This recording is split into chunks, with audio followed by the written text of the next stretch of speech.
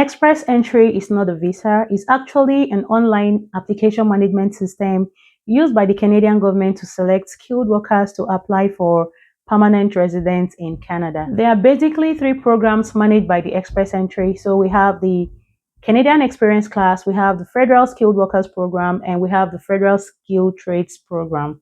Once you're in the pool, you're ranked using a system called the Comprehensive Ranking System to select individuals with high scores to apply for permanent residence whenever there's a draw. That's what we call ITA, Invitation to Apply for Permanent Residence. It simply means that the higher your score, the higher your chances of getting an invitation to apply for permanent residence using the system.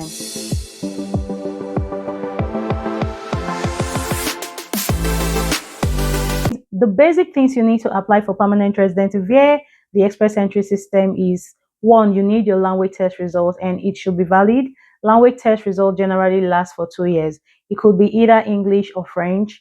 Currently, the Canadian government is accepting IELTS, CELPIP, or PTE. For IELTS and CELPIP, it has to be the general, and for the PTE, it has to be the core one. And you can also have your French test results, which could either be the TEF or the TCF. Also, you need to show that you have proof of funds for yourself and your accompanying family members to settle in Canada once you arrive. You also need to have work experience. This is the major thing that qualifies you for this pathway. Of course, you also need your educational credential evaluation if you studied outside of Canada.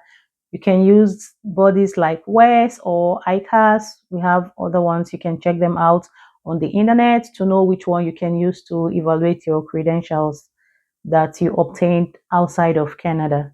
If you studied in Canada, of course, you do not need to evaluate your credentials because it's already Canadian. Let's take a look at the Canadian Experience Class. This is basically for people who have at least 1 year of full-time work experience in Canada or equal amount in part-time.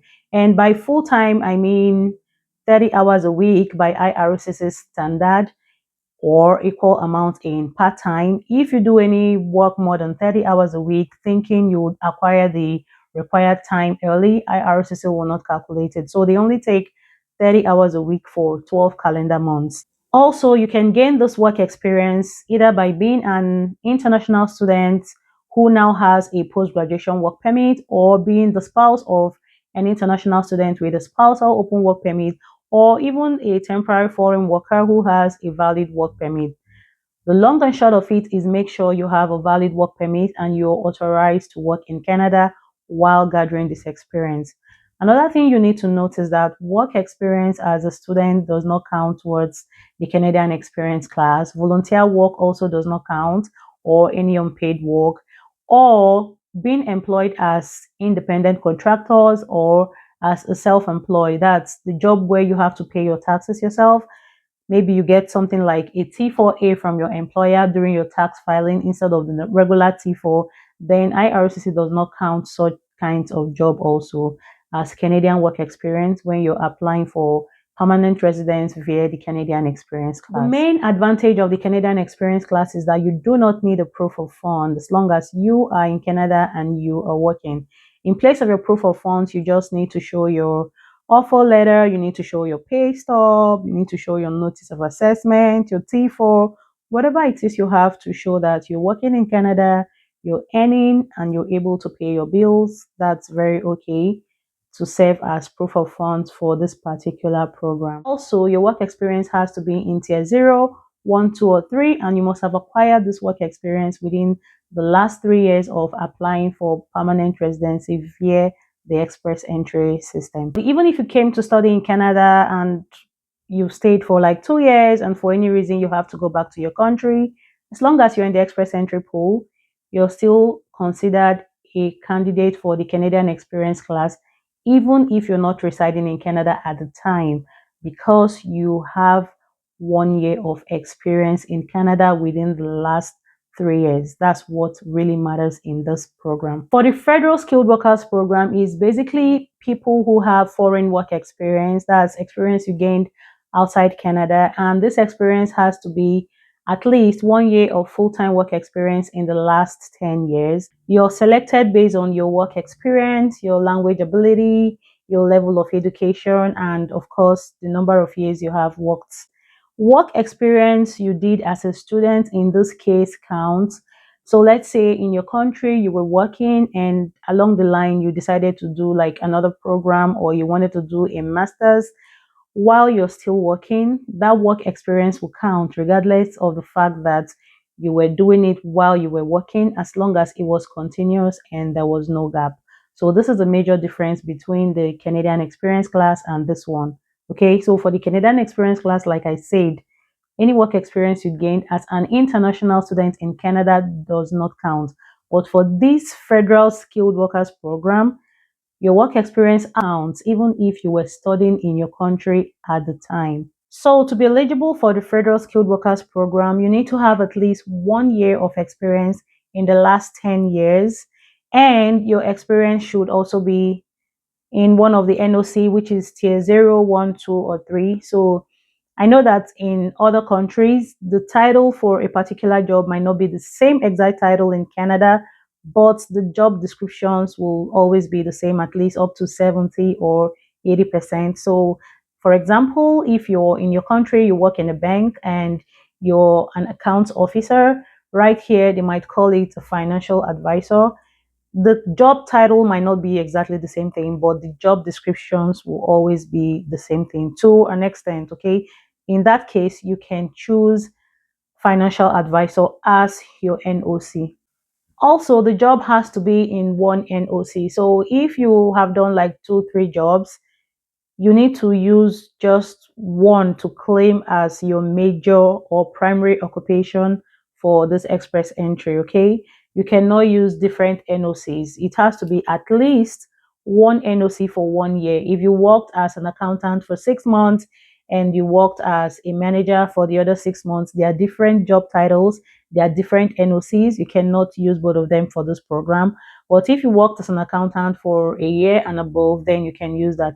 Of course, you also need to have your proof of funds to show that you can settle yourself and your family members in Canada when you arrive.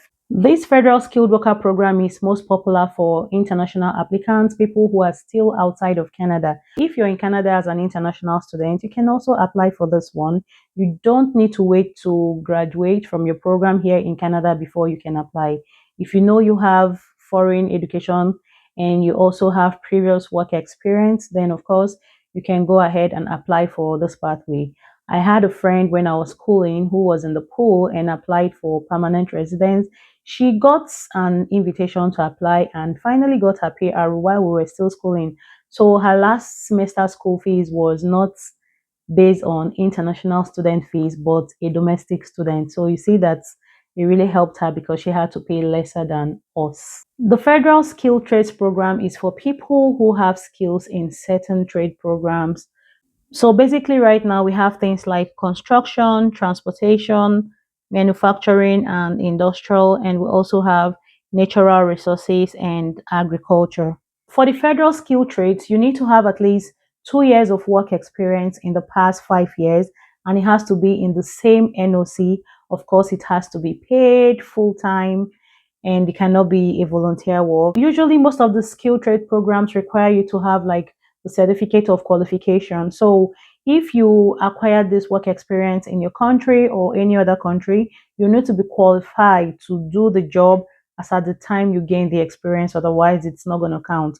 So, if you got this experience, let's say in two different countries, you need to meet the requirement of being in that occupation in each of those countries as at the time you're applying for permanent residency via the federal skilled trade program. There is actually no education requirement for the federal skilled trade programs, but to increase your chances of getting an invitation to apply, if you have previous education, you need to include it because it will increase your chances of getting an invitation to apply whenever there's a draw. Now that we know what each of those programs involves and the requirement, let's see the key differences between all of them. The first one is in the language ability. So for the Federal Skilled Workers Program, you need a minimum CLB of 7. For the Canadian Experience class, you need a minimum CLB of 7 if you're applying for Tier 0 or for Tier 1 jobs, and you need a minimum CLB of 5 if you're applying for Tier 3 or Tier 2 jobs. When you're looking at the federal skill trade programs, you need a CLB of 5 for speaking and listening, and CLB of 4 for reading and for writing. Now let's take a look at the type of work experience. For the Canadian experience class, you need to have work experience in NOC 0, 1, 2, or 3, and you can do a combination of each of them. So let's say you've worked 6 months in tier 0 and then you worked another 6 months in tier 2. You can join both of them and use them to apply as Canadian experience class. But for the federal skilled worker, you cannot combine two different NOCs. You have to use one particular NOC for at least 1 year, like I mentioned earlier. Same thing applies to the federal skilled trades program. Looking at the amount of work experience, for the Canadian experience class, you need to have at least 1 year of full-time work experience in Canada within the last 3 years of applying. For the federal skilled workers program, you need to have at least 1 year of continuous experience in the last 10 years. And for the federal skilled trade programs, you need to have at least 2 years of full-time work experience in the last 5 years. For the education criteria, you do not need to have an educational qualification before you qualify to apply for permanent residence via the Canadian experience class or the federal skilled trades program. But for the federal skilled worker, you need to have a minimum of your secondary school or high school qualification. Of course, if you have something higher, it increases your chances. So let's say you have a master's degree, you get a higher score than somebody who has a BSc, and somebody who has a BSc will also get a higher score than somebody who has a diploma from a college, and in that order. One interesting thing about the express entry system is that the government does not only focus on people with high CROS score, they also look at people with certain work experience in different occupations that are in high demand in Canada. That's what we call the category-based draw. So recently, they've been focusing on calling or inviting people that have experience in certain categories like French category. You have those with the STEM, which is the science, technology, engineering, and mathematics. We have those in the healthcare sector, agriculture, education, construction, things like that. Depending on whatever is in high demand at a particular time, they invite people based on that, regardless of their score. So you can be in the pool and you're scoring even 500, and they could invite somebody who has as little as 350 because the person is good in French. So these are things you also want to consider to increase your chances of getting invited whenever there's a draw. One other way to increase the chances of getting an invitation to apply is by leveraging the provincial nomination program. So most provinces or some provinces would invite you when you're in the pool if you have experience in an occupation that they are interested in. So you can be in the pool and you just get an expression of interest from a province saying, we're interested in your profile, we want you to apply for provincial nomination in our province. And if you accept it and they process your nomination and you actually get nominated, it adds 600 points to whatever it list you have right now. Whenever they do a draw, definitely with your 600 and whatever you have a very high chance of getting invited. I want you guys to know that you can qualify for more than one of these programs. So you can be a candidate for the Canadian Experience class and also be a candidate for the Federal Skilled Workers program. So just go ahead and create a profile. It's very easy. I see it like somebody who is just trying to create a new email account. It's simply answering yes or no questions like what's your name, what's your age, do you have foreign education, yes or no, do you have Canadian education, if yes, what level, things like that. Those are the kind of questions you see there.